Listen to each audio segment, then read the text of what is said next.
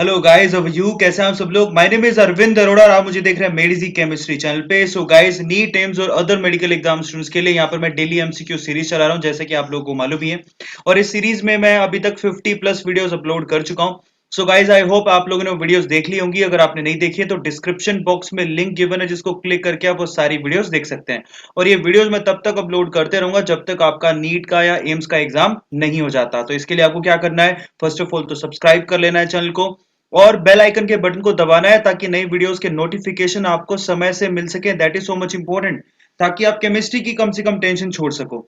सो मेडिजी आपके लिए केमिस्ट्री को आसान बना देगा। सो इस बार जो मैंने चैप्टर चूज किया है वो सरफेस केमिस्ट्री। सिंपल से क्वेश्चंस आते हैं, बहुत ही सिंपल होते हैं और सीधे सीधे इसके कॉन्सेप्ट्स यूज होते हैं। इन 10 क्वेश्चन को अगर आप देख लेते हो तो I am damn sure about it कि आपको सरफेस केमिस्ट्री का टेंशन बिल्कुल नहीं लेना है। फटाफट से इसका वेटेज चेक कर लेते हैं। फर्स्ट ऑफ ऑल तो इसका वेटेज 3 से 4 क्वेश्चन का है और मैंने जितने भी क्वेश्चन यहाँ पर लिए हैं वो प्रीवियस ईयर से इंस्पायर्ड हैं। इस वीडियो का फायदा आपको कैसे मिलेगा, फर्स्ट ऑफ ऑल तो आपको वीडियो को पॉज कर लेना है, उसके बाद अपना आंसर सबसे पहले अपने आप को लॉक करना है। उसके बाद मेरे आंसर से आपको चेक करना है, और अगर आपका आंसर सही होता है तो अपने आप को +4 मार्क दे देने हैं, और अगर आपका आंसर गलत होता है तो -1 ऑनेस्टली देने हैं। उसके बाद आपको क्या करना है, सारे मार्क्स इवेल्युएट करके कमेंट सेक्शन में अपने मार्क्स को लिख देना है, ताकि हम लोग आप लोगों को कुछ ना कुछ सजेस्ट कर सके मार्क्स के अकॉर्डिंग। ठीक है गाइस, इससे आपको मैक्सिमम बेनिफिट हो पाएगा। चलिए फटाफट से विदाउट वेस्टिंग ऑफ टाइम पहला सवाल लेते हैं। तो फर्स्ट क्वेश्चन इज, पहले आपको पढ़ना है, सवाल पढ़ लीजिए आराम से, और फिर उसके बाद आपको आंसर अपना लॉक करना, फिर मेरा आंसर चेक कर लेना है। तो फटाफट से बताइए आपका फर्स्ट क्वेश्चन का आंसर क्या है। इतने में इंक चेंज कर लेता हूं। Now the first question is, कहता है which one of the following characteristics is not correct for the physical adsorption. Physical adsorption के लिए पूछा आपसे कि कौन सा यहाँ पर कैरेक्टरिस्टिक्स सही नहीं है, नॉट करेक्ट पूछा है। तो बताइए आपका आंसर क्या है।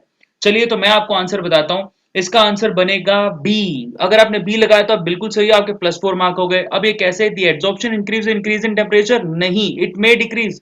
देखिए, टेम्परेचर बढ़ाने से एड्सॉर्प्शन बढ़ता नहीं है, कई सिचुएशंस में घटता भी है, इवन ज्यादातर सिचुएशन में घटता है। तो ये आप लोगों को ध्यान रखना है। सेकंड क्वेश्चन चेक करते हैं। फर्स्ट क्वेश्चन का आंसर बन गया बी। अगर आप बी लगाए तो बिल्कुल सही हो। सेकंड क्वेश्चन चेक करो, which of the following statement is false. ज्यादातर ऐसे ही क्वेश्चन पूछे जाते हैं, यहाँ से स्टेटमेंट जो कि गलत है आपसे पूछा है। तो फटाफट से बताओ यहाँ पर कौन सा स्टेटमेंट गलत है। सारे चारों ऑप्शंस पढ़ लो, उसके बाद अपना जवाब दो। चलो मैं आपको आंसर बताऊं, मेरे आंसर से आप मैच कर लो। अगर आप सही हो तो बिल्कुल, अगर मेरे से मैच कर रहे हो तो बिल्कुल सही हो, तो +4 मार्क हो गए। ठीक है, इसका आंसर बनेगा डी। यहां पर the particle size of adsorption adsorbent does not affect the amount of adsorption, ये गलत है। साइज पर डिपेंड करता है, ऐसा पॉसिबल नहीं है, अदरवाइज सॉल्यूशन इसमें फिर फर्क ही क्या रहा। ठीक है, ये आपका सेकंड क्वेश्चन का आंसर हो गया, डी आंसर बनेगा, अदरवाइज बाकी सब सही है। ठीक है, नेक्स्ट क्वेश्चन को चेक करते हैं फटाफट से। Now the third question is, ये बहुत अच्छा सवाल है, कहता है gold number protective colloids A B C D. आपको गोल्ड नंबर दे रखे हैं, ए का गोल्ड नंबर है ये वाला, बी का गोल्ड नंबर आपको दे रखा है ये, सी का गोल्ड नंबर है ये, और डी का गोल्ड नंबर है ये। आपको क्या बताना है, the correct order of their protective powers. तो फटाफट से अपना आंसर लॉक कीजिए, फिर मैं आपको बताता हूं। Now the answer of this question is, क्या बनेगा, देखिए जो आपके पास गोल्ड नंबर्स होते हैं बेसिकली, वो प्रोटेक्टिव पावर के एंटी प्रोपोर्शनल होते हैं। इसका मतलब क्या हुआ, बहुत सिंपल, जिसका गोल्ड नंबर सबसे कम है उसकी प्रोटेक्टिव पावर सबसे ज्यादा है। कब सबसे कम किसका है, डी का, और उसके बाद किसका है, देखिए उसके बाद ज्यादा किसका है, बी का। तो डी बी और उसके बाद सी और फिर ए, डी बी सी ए, इसका आंसर बी बनेगा। अगर आपने बी लगाया तो आप बिल्कुल सही हो। नेक्स्ट क्वेश्चन चेक करते हैं। According to Freundlich adsorption isotherm, which of the following statement is correct. ये भी बहुत बार पूछा गया है, एड्सॉर्प्शन से मोस्ट कॉमन क्वेश्चन में काउंट होता है। X by m to the directly proportional to p raise to power 0, p raise to power 1, p raise to power 1 by n, और ऑल ऑफ द अबव। तो इसका answer क्या बनेगा, फटाफट से आप बताइए। तो चलिए मैं आपको बता देता हूं, इसका आंसर बनेगा D, all of the above. अगर आपने ये लगाया तो बिल्कुल सही हो, क्योंकि यहाँ पर एक्चुअल में वो आइसोथर्म ये था और n का वैल्यू कुछ भी हो सकता है। इसका मतलब ए बी सी कुछ भी बन सकता है। तो इसका आंसर डी बनेगा। अगर आपने डी लगाया तो आप बिल्कुल सही हो। नेक्स्ट क्वेश्चन चेक करते हैं फटाफट से। Now the next question is, कहता है the coagulating power of electrolytes having Na+Al+3 Ba+2 for the arsenic sulphide sol increase in the order of. ये बहुत अच्छा सवाल है, फटाफट से आप बताइए। पहली बात तो आर्सेनिक सल्फाइड जो सोल होता है बेसिकली वो कैसा होता है, नेगेटिवली चार्ज। तो यहाँ पर आपको ये बताना है कि कोगुलेटिंग पावर जो है इलेक्ट्रोलाइट की, इनमें क्या होगी, ऑर्डर बताना है आपको। तो फटाफट से आप बताइए, फिर मैं आपको बताता हूँ। एक्चुअल में इसका आंसर क्या बनेगा, इसका आंसर बनेगा बी। अगर आपने बी लगाया तो बिल्कुल सही हो। कोगुलेटिक पावर जो होती है बेसिकली पॉजिटिव चार्ज के डायरेक्टली प्रोपोर्शनल होती है। इसका मतलब जितना पॉजिटिव चार्ज उतनी कोगुलेटिंग पावर ज्यादा। और एक्चुअली कोगुलेटिंग पावर क्या होती है? बेसिकली लिक्विड का सेमी सॉलिड या फिर सॉलिड में कन्वर्ट होना। ठीक है, आप लोगों को ध्यान रखना है, सेमी सॉलिड या फिर सॉलिड में कन्वर्ट होना, उसको हम लोग कोगुलेटिंग पावर कहते हैं। नेक्स्ट क्वेश्चन चेक करो, क्वेश्चन नंबर 6 कहता है the catalyst increase the rate of reaction by. अब इसका आंसर दीजिए फटाफट से, फिर मैं आपको बताता हूं। सो चलो, इसका आंसर बनेगा सी, डिक्रीजिंग एक्टिवेशन एनर्जी। अगेन बहुत अच्छा सवाल था।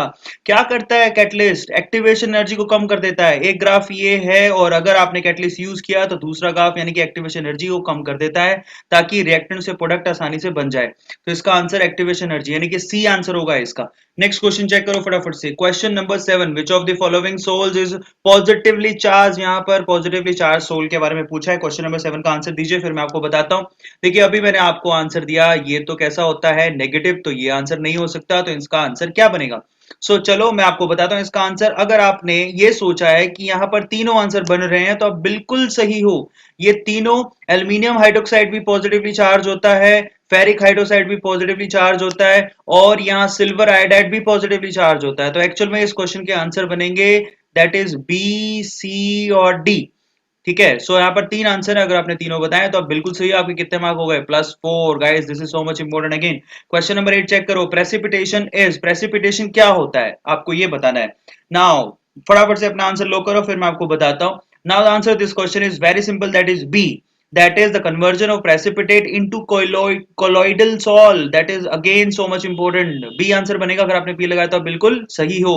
नेक्स्ट क्वेश्चन की तरफ मूव करते हैं फटाफट से। Now the gold number of lyophobic sol is such property that, आपको ये बताना है। क्वेश्चन नंबर 9 का आंसर क्या होगा, फिर मैं आपको बताता हूं।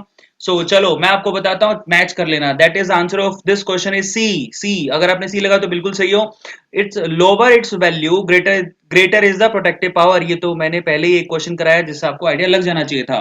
लास्ट क्वेश्चन ले लेते हैं इस वीडियो का, और ये बहुत अच्छा सवाल है। Now the last question is which of the following are incorrect statement. आपसे पूछता है कि इनकरेक्ट स्टेटमेंट क्या है, ध्यान से पढ़ो। तो फटाफट से आप सबको रीड कर लो, उसके बाद मैं आपको आंसर बताता हूं। चलिए मैं आपको बताता हूं इसका आंसर बनेगा सी एज वेल एज डी। तो देखिए, ये डी तो आपको पहले से पता होगा, higher the gold number more will be the productive power. ये तो गलत है क्योंकि लेस होता है, तो ये तो गलत हो गया। इसका मतलब रॉन्ग ही पूछा, तो डी तो आंसर होगा ही। आप सी को सोचिए, that is the in gel the liquid is disperse in liquid. No, not at all, solid इसमें इन्वॉल्व होता है, तभी तो जेल बनता है गाइज। फटाफट से ये हमारे हो गए 10 क्वेश्चन सरफेस केमिस्ट्री से, और ऐसे क्वेश्चन पूछे जाते हैं गाइज। आई होप आप लोगों को बहुत अच्छे लगे होंगे क्वेश्चन, और अगर आपको अच्छे लगे हो तो आपको 4 छोटे छोटे से काम करने हैं। फर्स्ट ऑफ ऑल तो सब्सक्राइब कर लेना। आई होप आप लोगों ने सब्सक्राइब तो कर ही लिया होगा। वीडियोस को शेयर कीजिए, that is so much important. आप याद रखिए, वीडियो जितनी दूर तक जाएंगी और मेरी आवाज जितनी दूर तक जाएगी, आपके लिए हमारी टीम उतने ही अच्छे वीडियोस बनाते रहेगी। और साथ ही साथ वीडियो को लाइक कीजिए, और कमेंट सेक्शन में अपने मार्क्स को जरूर लिखिए गाइज। Do these 4 work. अगर आपको एक भी क्वेश्चन समझ में आया और अच्छा लगा है तो प्लीज आप छोटे छोटे 4 काम कर सकते हैं हमारे लिए। ठीक है, इससे हमारा जो मोरल होता है बहुत ज्यादा बूस्ट होता है। Thank you so much guys, अगले वीडियो में मिलते हैं फिर एक नए चैप्टर के साथ। Thank you so much, thanks a lot. Subscribe करना ना भूलिएगा।